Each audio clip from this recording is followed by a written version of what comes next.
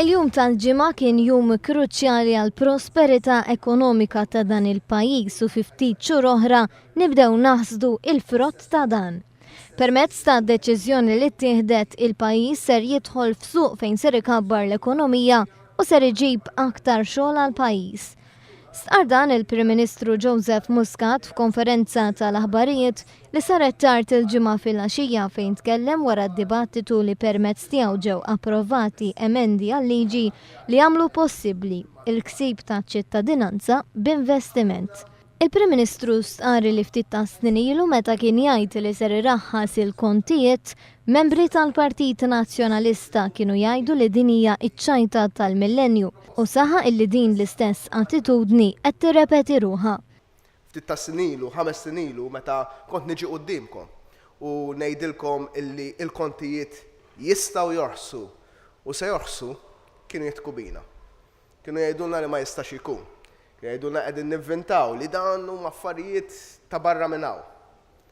Illum wieħed qed jara li dawn l-affarijiet mhux biss ma jistgħux li jistgħu jseħħu, imma ħajseħħu u kulħadd ħajkun qed igawdi minn dan ir-riżultat.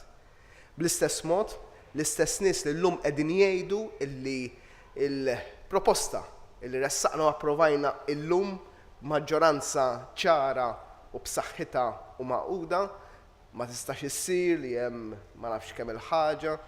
Min hawn ftit ta' snin oħra, ta' xhur oħra, ismi ħajtina raġun. Jien konvintissimu minn dan kollu. Hija parti mill-proċess ta' modernizzazzjoni tal-ekonomija u tas-soċjetà tagħna. Il-mod ta' kif Malta tiġbed it-talent leha u ssir verament pajjiż globali, parti mill-ekonomija globali, post vibranti ta' investiment għall-aħjar talent minn madwar id-dinja.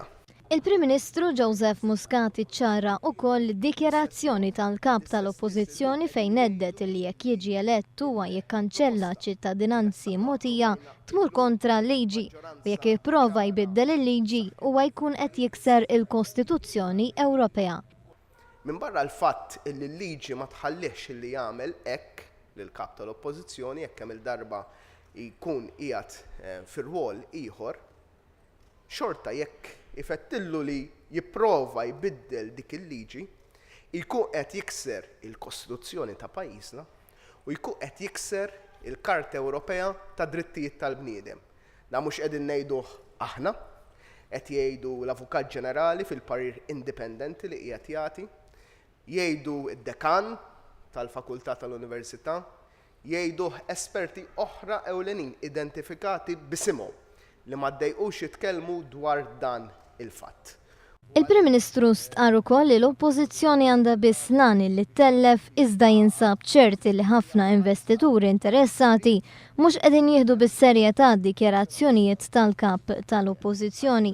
U għażiet jgħid ukoll li waħda mid-diffikultajiet li sab il-Gvern fid-diskussjonijiet li ilhom għaddejjin minn Ġunju kienet li fil-Partit Nazzjonalista m'hemmx grupp parlamentari maqut hekk kif Ġunju l-indikazzjonijiet min-naħa tal-Oppożizzjoni kienu pożittivi u f'daqqa waħda inbidel kollox. Il-Prim Ministru assigura li l-Gvern lest li jisma' u saħaq illi ma jridx nies bħal Ragad Aliyev illi ngħata ċittadinanza taħt gvern preċedenti u li huwa akkużat b'diversi reati fosthom anke tortura lura f'pajjiżu.